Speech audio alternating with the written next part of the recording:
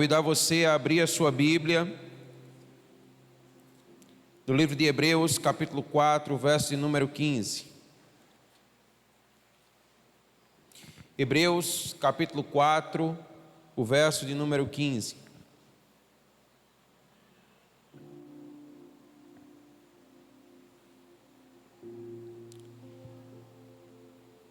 A palavra do Senhor diz assim: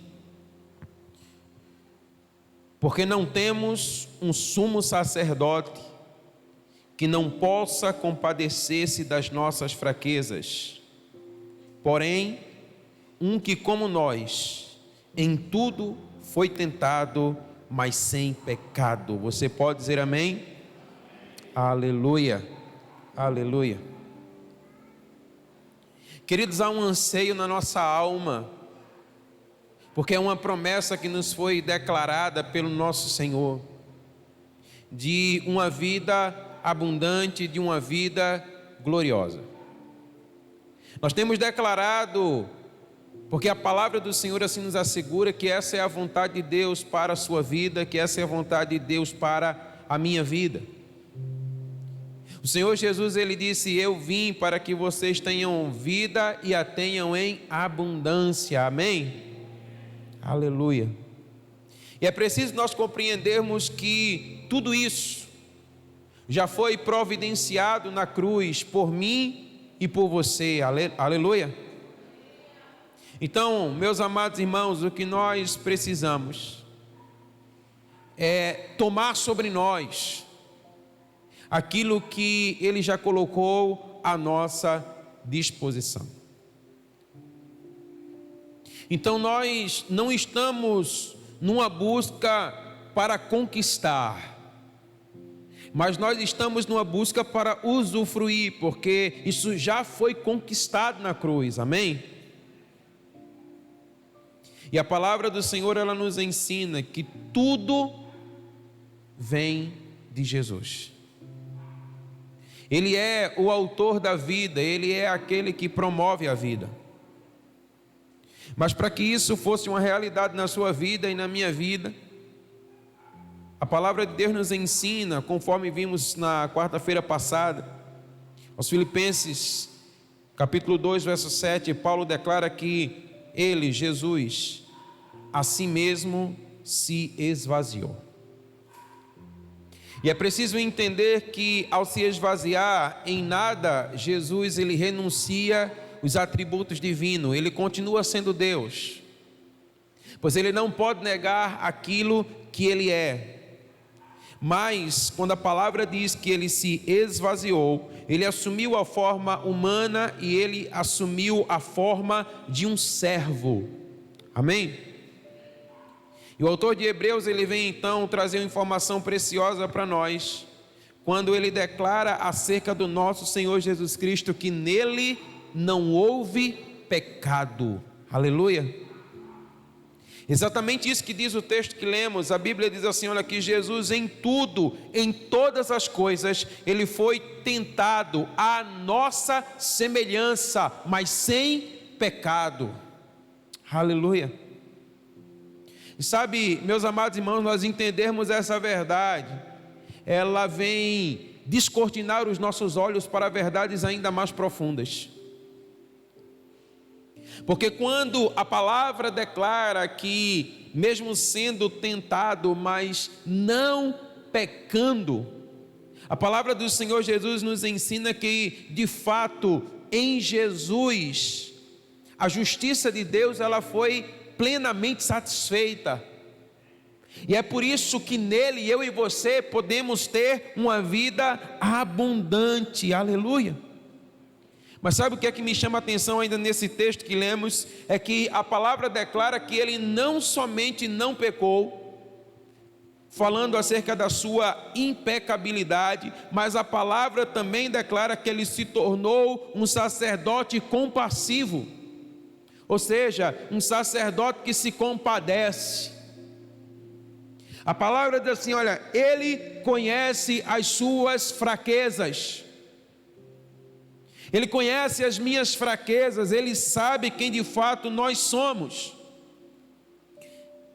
Então Jesus, por se fazer homem, por se esvaziar, por sofrer a morte e a morte de cruz, Ele estabelece o tipo de vida dos céus na terra. Aleluia. Que é uma vida abundante, que é uma vida plena, que é uma vida cheia da presença de Deus.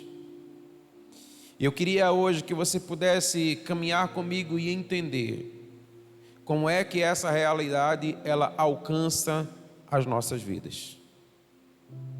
E a primeira coisa que eu quero compartilhar com você é que você foi resgatado.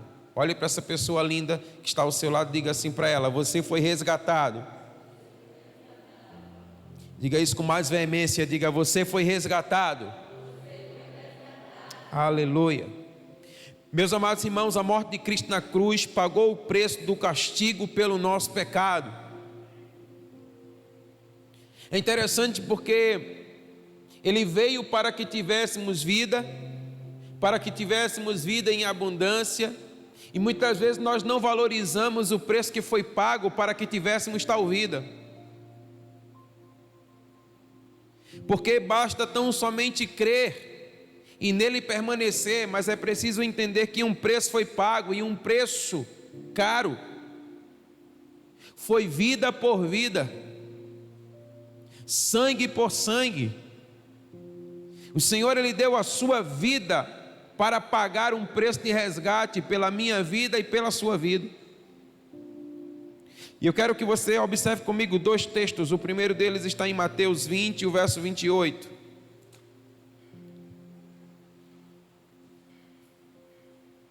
A palavra diz assim, Mateus 20, 28. O Filho do Homem não veio para ser servido, mas para servir e para dar a sua vida em resgate de muitos. Aleluia. Agora abra a sua Bíblia em 1 Timóteo capítulo 2, o verso número 6. A palavra diz assim, 1 Timóteo 2,6: o qual se deu a si mesmo em preço de redenção por todos, para servir de testemunho a seu tempo. Aleluia. Essa expressão, queridos, resgate significa um preço de redenção ou um dinheiro de resgate. Sabe o que é que nós entendemos aqui? É que o sangue de Jesus, ele é moeda no mundo espiritual. O sangue de Jesus, ele tem um valor. O sangue de Jesus, ele tem um preço no mundo espiritual. Então, com o seu sangue, ele pagou o preço para redimir-nos de todos os nossos cativeiros. É pelo seu sangue que foi derramado na cruz que nós podemos encontrar uma vida livre, que nós podemos experimentar uma vida abundante. Então nosso Senhor Jesus Cristo, Ele pagou o preço. Então, como diz a palavra, Ele não veio para ser servido, mas Ele veio para servir, e Ele serviu com a sua própria vida. Ele derramou o seu próprio sangue, para que hoje nós pudéssemos gozar de uma vida abundante e plena na presença do Senhor. É interessante porque essa palavra resgate aqui em Timóteo, ela significa troca. Então houve uma troca de posição, houve uma troca de lugar. Jesus tomou o meu e o seu lugar para que nós pudéssemos entrar no seu lugar. Agora isso foi feito a preço de sangue, declara a palavra do Senhor. Então olha, a vida dos céus, abundante e gloriosa, ela nos é concedida por preço de resgate. Mas sabe, nós não entendemos essa verdade. E isso se torna muito claro pelo fato de que nós não fazemos valer a pena o sangue que foi derramado por nós. É preciso fazer valer a pena cada gota de sangue que foi derramada do nosso Senhor em nosso favor. porque nós somos resgatados. Sabe, houve uma ação dos céus para que nós pudéssemos ser livres das garras do diabo.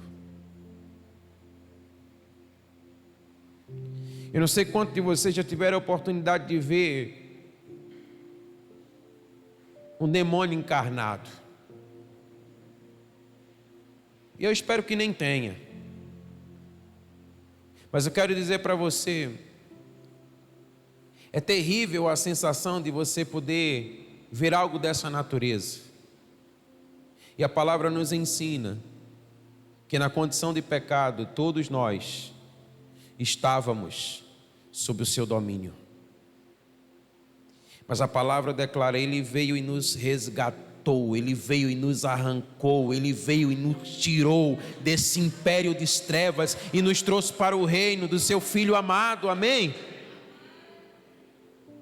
Então nós fomos resgatados, declara a palavra do Senhor. Então a palavra do Senhor nos ensina, querido, que é a vida de Jesus pela nossa vida. Como é que nós podemos compreender um amor assim?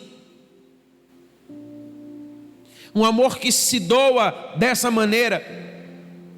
É por isso que a palavra ela vai dizer, conforme lemos em Hebreus 4,15, que Ele é um sacerdote, que Ele se compadece de nós. Ele conhece as nossas fraquezas. E Ele veio então para nos resgatar. Então Ele se compadece, Ele se esvazia, Ele toma a forma humana, a forma de servo, e com a sua própria vida paga o resgate pela nossa vida. Então você pode viver uma vida abundante, porque houve um resgate. Porque o Senhor Jesus empenhou a sua própria vida em resgatá-lo e em me resgatar, amém? Uma outra forma pela qual nós podemos entender essa vida abundante que o Senhor tem para nós, se dá pela reconciliação. A posição do mundo em relação a Deus, ela foi modificada pela morte de Cristo, de tal modo que agora todos podem ser salvos. A palavra do Senhor diz para nós em 2 Coríntios, capítulo 5, os versos 18 e 19.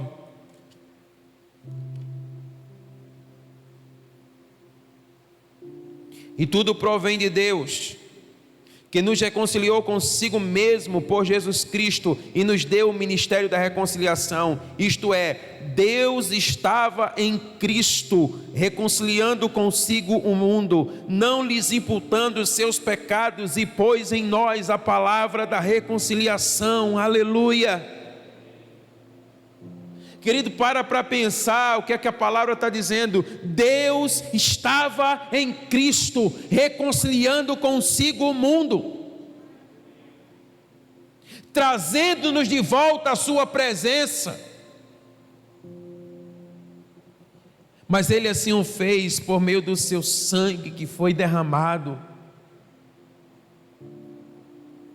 Ele pagou o mais valioso preço pela sua vida e pela minha vida.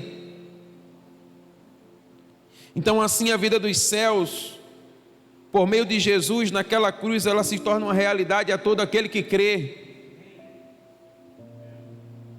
Então nós precisamos viver a nossa vida à maneira dos céus. Nós precisamos nos comportarmos à maneira dos céus. E os céus declaram que nós em Cristo somos nova criatura, amém? Então nós precisamos tomar sobre nós essa realidade e vivermos essa vida. Agora é preciso entender que haverá uma imposição do reino das trevas, para que nós não venhamos a viver essa vida.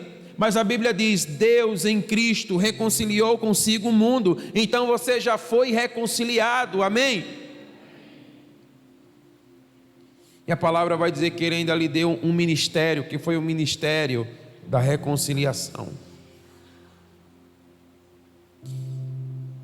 É a vida dos céus reconciliando a vida na terra corrompida no seu pecado.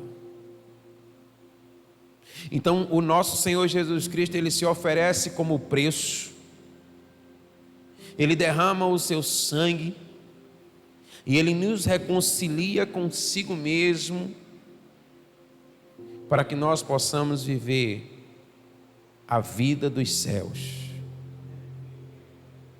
Nós precisamos entender que há uma vida abundante e gloriosa à nossa disposição, amém? O Senhor nos chama para viver essa vida, porque um preço foi pago, porque um resgate foi feito, porque há um chamado à reconciliação. E um outro meio que nós podemos observar também é o meio da propiciação. Você pode pensar, pastor, o que vem a ser isso? É o ato em que Deus perdoa o pecador por seu pecado, por toda a sua ofensa. Sabe, meus irmãos, a Bíblia vai dizer para nós que a justiça de Deus ela é satisfeita na morte de Jesus. Abra aí a sua Bíblia comigo, em 1 João 2,2.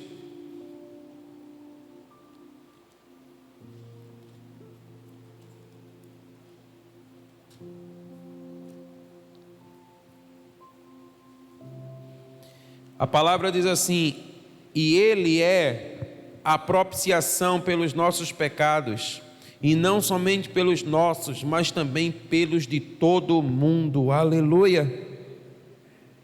Meus amados irmãos, a Bíblia ela nos declara que toda alma que pecar, essa morrerá.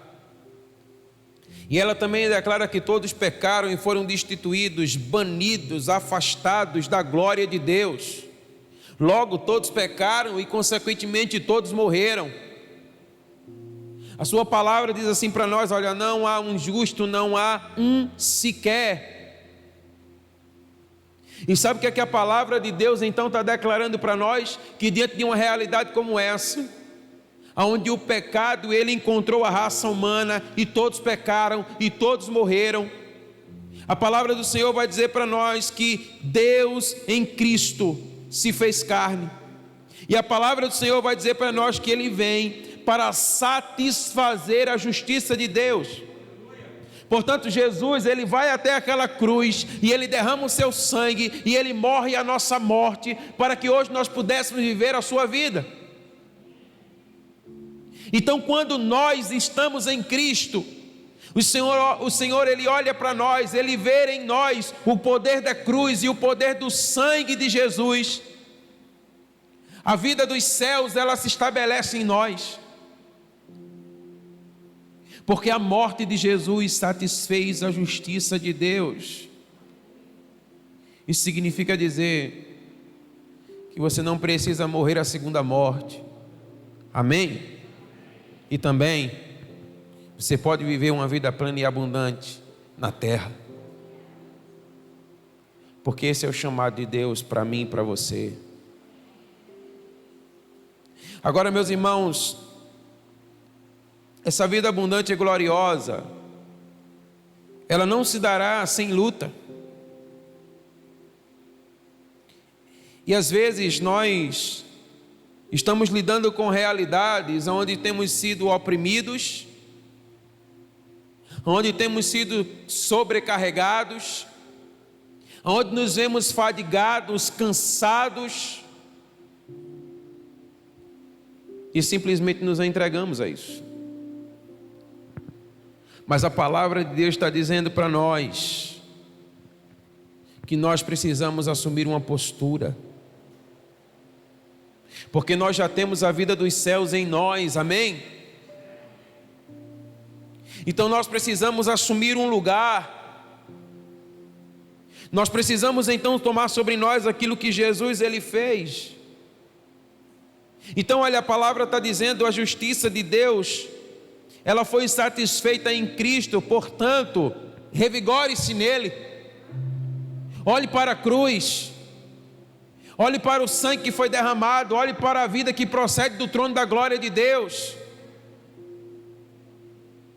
E portanto, alegre-se no Senhor e viva essa vida.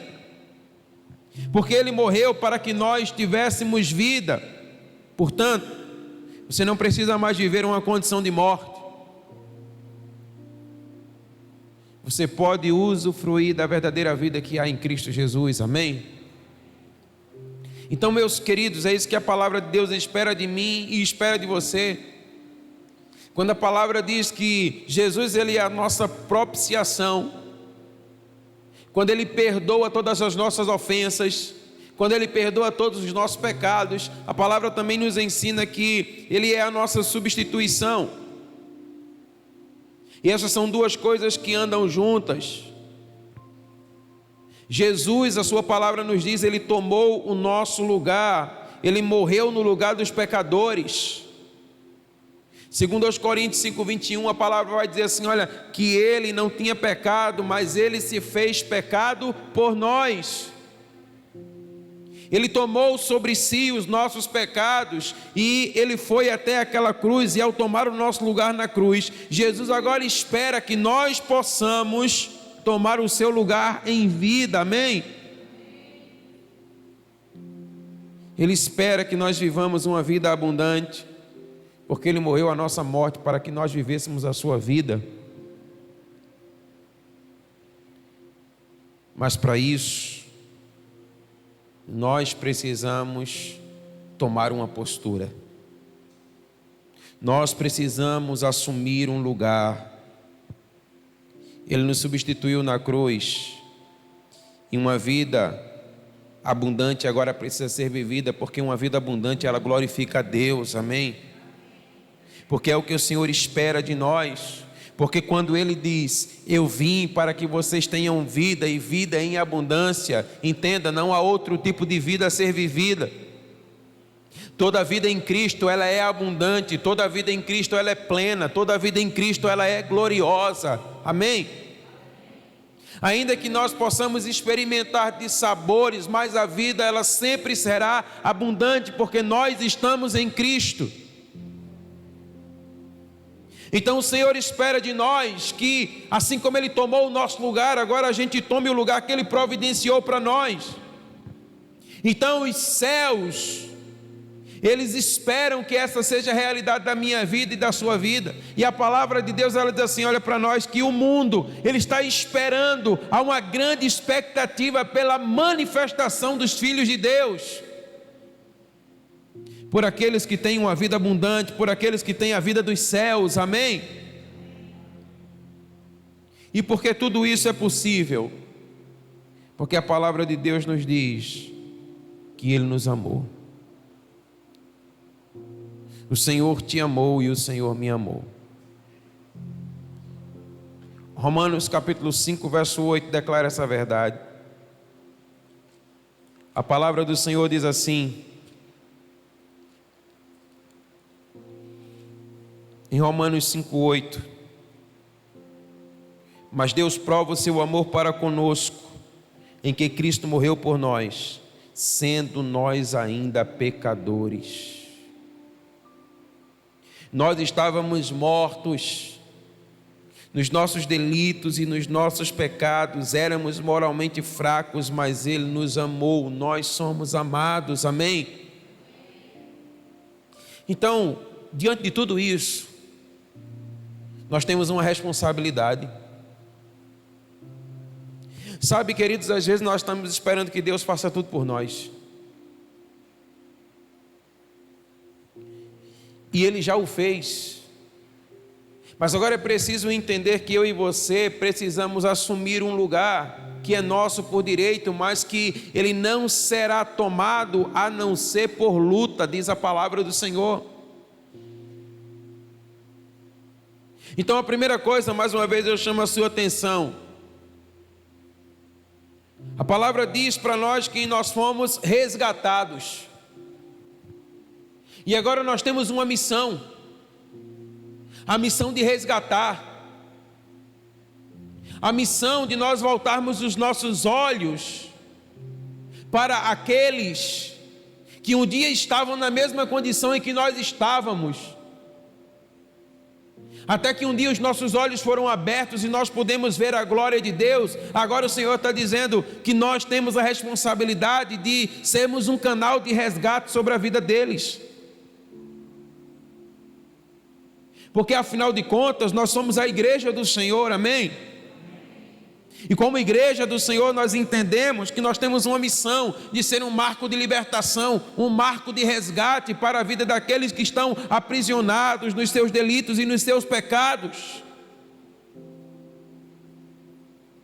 Então nós somos chamados a assumir um lugar de responsabilidade. Primeiro, para viver uma vida, e segundo, para reproduzi-la sobre a vida dos outros. A Bíblia diz que Deus estava em Cristo reconciliando consigo o mundo, mas também nos deu o ministério da reconciliação. Olha o que a palavra de Deus está dizendo para nós: vocês agora são reconciliadores.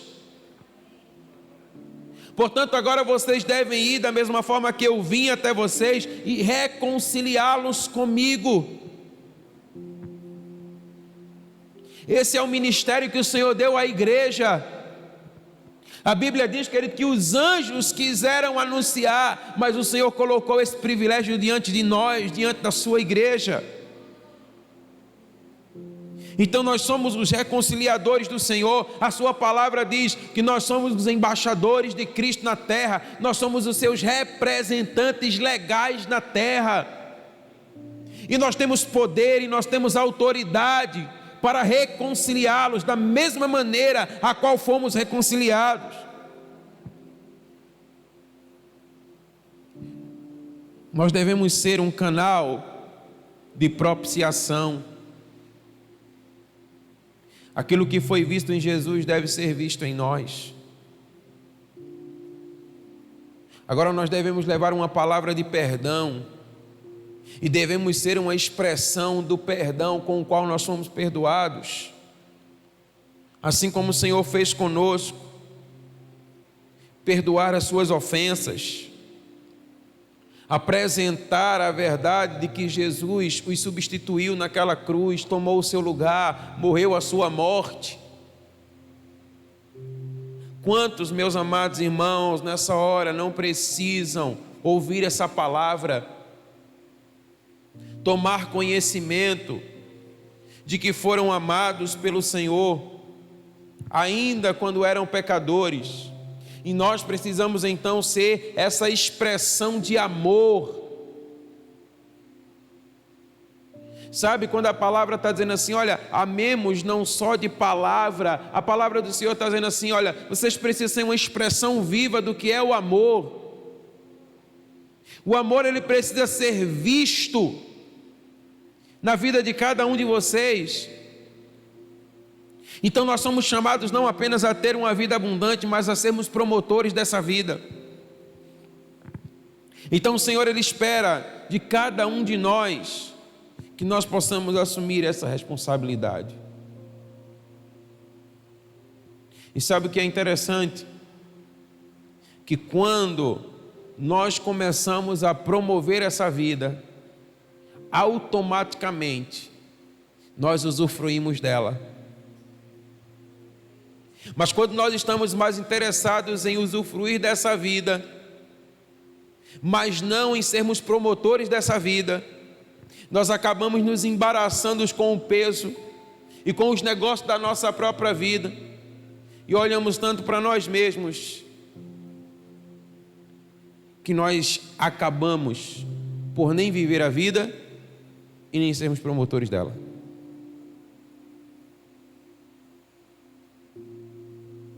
Alguns, acho que ou talvez 2 anos atrás, eu e minha esposa, nós fomos pregar na igreja, acho que foi ela que foi pregar e eu fui acompanhá-la, igreja do pastor Emerson, que vai estar conosco aqui, a sua esposa também no nosso congresso. E lá nós tivemos a alegria de conhecer uma criancinha, o Davizinho. E o Davi, ele é um pequeno tumor, não é isso? Na sua garganta. Mas quando a gente olhou para o Davi e a gente começou a a olhar para ele, e ele ainda, acho que ele não tinha nem um ano, né? Era no máximo um ano, alguma coisa assim. Mas era uma coisa extraordinária, ele não falava, e por consequência do seu tumor, a sua língua era inchada, então ele tinha muita dificuldade até para se alimentar. Mas quando você olhava para aquela criança, você via uma graça de Deus inexplicável. Inexplicável. E ali nós oramos por aquela criança, nós oramos pela sua mãe. Eles não pertenciam àquela igreja, eles estavam passando por lá naquele dia. E nós oramos com ele e firmamos o compromisso de estarmos orando por eles. É verdade que nós não oramos sempre porque a nossa mente é falha e nós nos esquecemos, mas de vez em quando o Senhor nos lembra. E hoje foi um dia assim. Foi um dia em que o pastor Emerson mandou uma mensagem para mim dizendo: "Você lembra do Davi?" E não tem como não lembrar dele. E ele mandou uma foto para mim dizendo que ele estava hospitalizado, que ele estava internado, tinha tido uma pequena melhora, mas precisava de oração. Sabe, eu fiquei olhando ali para aquela foto, a sua língua inchada, toma toda a sua boca. E eu fiquei pensando assim comigo: meu Deus, quanto sofrimento. Quanto sofrimento para essa criança, quanto sofrimento para essa mãe. A gente tem feito um casa de paz, eu e minha esposa. E aí deixa eu dizer uma coisa para você. Você não precisa fazer casa de paz só quando a gente disser para você: faça um casa de paz. Você é livre para ganhar vidas, amém? E a gente está numa casa onde tem uma criança que é autista. E um tempinho que a gente fica ali e a gente vê uma demanda tão grande. E aquela mãe é 24 horas por 14 anos vivendo essa realidade. E eu já saí de lá pensativo. E hoje pela manhã eu recebo essa mensagem para orar por essa criança. E eu estava aqui no salão abaixo orando hoje pela manhã. Quando eu vim para cá, eu vim com a intenção de preparar essa palavra, mas quando eu comecei a orar, eu não conseguia mais parar para outra coisa, e eu fiquei ali somente chorando diante da presença do Senhor. Eu lembrei muito da quarta-feira passada, quando nós estávamos aqui dizendo: Senhor, nos dá compaixão. E certa vez eu li em algum lugar acerca de um homem que ele se movia em cura de uma forma extraordinária, e perguntavam para ele assim: como é que você se prepara, o que é que você faz para que tantas pessoas sejam curadas? E ele dizia: eu me compadeço delas,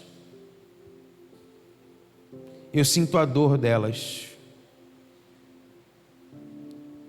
Sabe, veio uma dor tão grande no meu coração, uma sensação de impotência tão grande.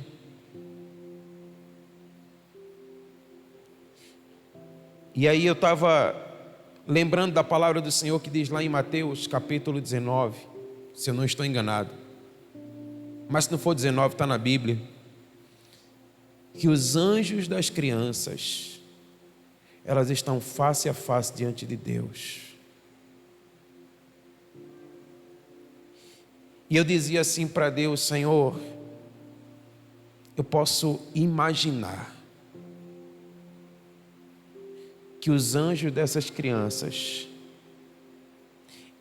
eles estão de joelhos diante da tua face. E eu chorava e eu dizia: Senhor, basta uma palavra, Senhor. Basta o Senhor dar uma ordem para que tudo isso seja mudado.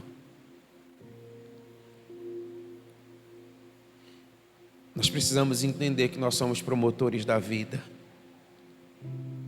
Nós precisamos entender que nós precisamos chorar e nós precisamos gemer. E eu dizia: Senhor, e a tua palavra diz que delas é o reino dos céus. Você já parou para pensar um pouco que todas as crianças, todas as pessoas que vêm ao mundo vêm com um propósito? E por isso eu dizia para mim mesmo: Senhor, eu não consigo conceber a ideia de alguém que não tem uma consciência. Porque ela veio ao mundo para glorificar o teu nome. E a Bíblia diz que todos os lunáticos que chegavam diante de Jesus, Jesus os curava. E eu ficava perguntando na minha crise para mim mesmo, dizer: Senhor, há uma vida abundante, Senhor, há uma vida gloriosa, Senhor, e eu quero ver isso sobre a vida deles. Mas há tanta impotência em mim. E sabe, meus amados irmãos, tudo isso que nós estamos vendo aqui nessa noite precisa ser uma realidade vivida por nós. A Bíblia diz que Deus nos amou. Deus amou cada uma dessas crianças.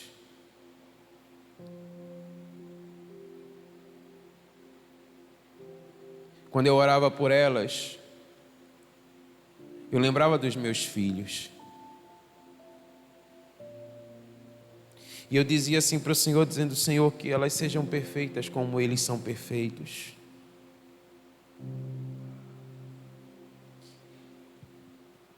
Eu lembrei também da Ana Júlia, lá em Umbuzeiro, que nós oramos por ela aqui. E eu creio que naquele dia o Senhor mudou a história daquela menina. O Senhor ouviu as nossas orações, porque ela estava à beira da morte. Sabe, mas ainda hoje ela ainda não tem uma coordenação motora. Ela não consegue andar, ela não consegue falar, ela não consegue segurar com firmeza.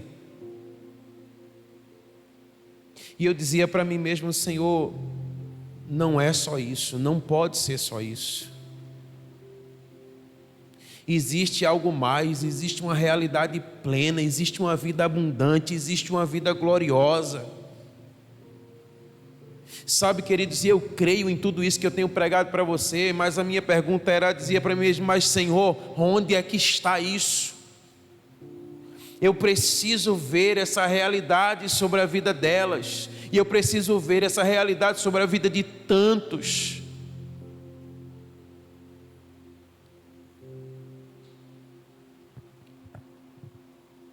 Queridos, foi uma manhã terrível.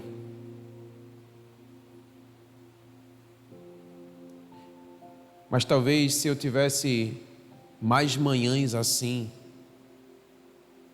talvez a minha vida seria diferente.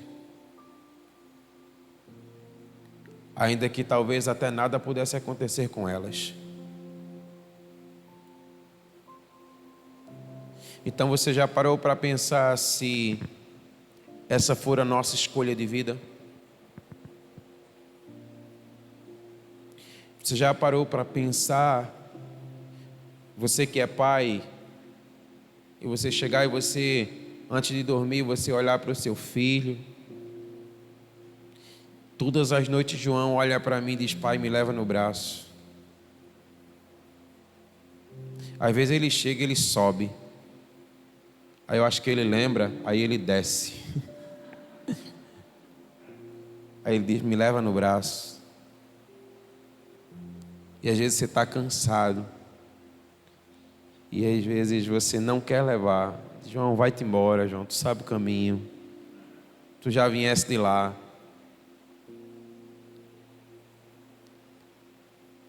Mas é assim que o Senhor faz conosco, Ele nos carrega no braço.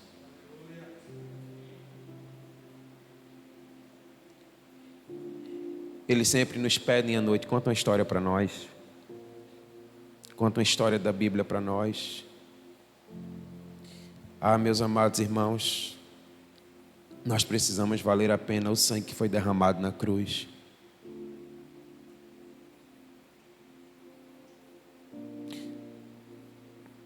A gente tem muito espaço aqui embaixo ocioso que a gente precisa colocar para funcionar. A gente precisa trazer essas crianças que estão vulneráveis para perto de nós. Afinal de contas, nós queremos ser um marco de libertação para essa cidade. nós precisamos nos compadecer delas. Nós precisamos ser voluntários para resgatar, reconciliar, para amar como elas precisam ser amadas. Então, sabe, queridos, diante de tudo isso, eu entendo que a gente precisa dar uma resposta para o Senhor. E talvez o que o Senhor esteja somente esperando é encontrar um coração onde Ele possa entrar e tomar o seu lugar na nossa vida. Em nome de Jesus, que eu e você possamos nessa noite entender e fazer valer a pena que um preço foi pago por nós e também por eles,